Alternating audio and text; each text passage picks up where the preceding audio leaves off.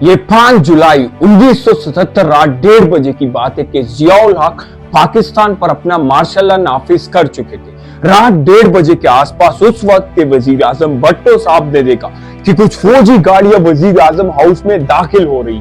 भट्टो साहब ने हैरान होकर जनरल जियाउल हक को फोन किया और घबराई हुई आवाज में कहा, देखो कि क्या माजरा है, मुझे घर के बाहर फौजी नजर आ रहे। तो इस पर जनरल जियाउल हक ने कहा, कुछ नहीं सर, बस हमने पूरी कंट्री पर टेक ओवर कर लिया। देखे, जियाउल हक का वो वाहिद दौर था जब मुजरिमों को सरेआम फांसियां दी गई, जैसे कि लाहौर के मशहूर ताजिर अहमद दाऊद के बेटे को ज्यादती के बाद कत्ल करने वालों को लाहौर के कैंप जेल के बाहर सरेआम फांसी दी गई। इन सबसे जराइम में बेइंतहा कमी आई। जनरल जियाउल हक के 11 साला दौर में 1 रुपया भी महंगाई नहीं। पीटीवी की नशरियात का आगाज तिलावत कुरान पाक से होता। खबरें पढ़ने वाली औरतें सिरों पर दुपट्टा लेती। मुजरिमों को सरेआम फांसियां दी गई।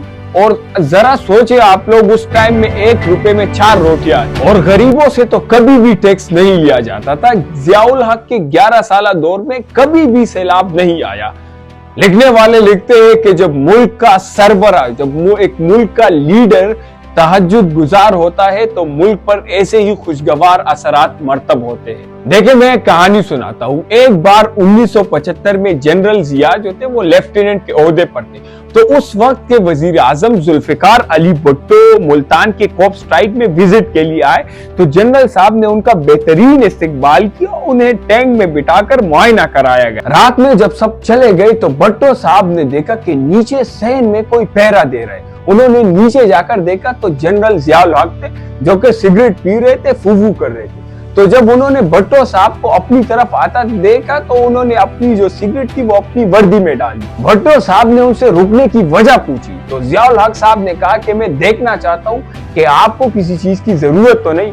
और जब भट्टो साहब ने उसकी जलती हुई पैंट को देखा तो उसको कहा, general you are burning my army, जला रहे हो मेरी फौज को। तो इस पर जियाउल हक साहब ताबेदारी से मुस्कुरा दिए। जनरल जियाउल हक ने अपने 11 साला दौर में ऐसे ऐसे काम किए जिससे जराइम में बेइंतहा कमी आई। बहुत खत्म कर दिए थे जितने भी सारे क्रिमिनल केसेस थे। तो दुनिया में कोई भी ऐसा शख्स नहीं है जिसके सभी लोग हिमायती हो और कोई मुखालिफ ना हो।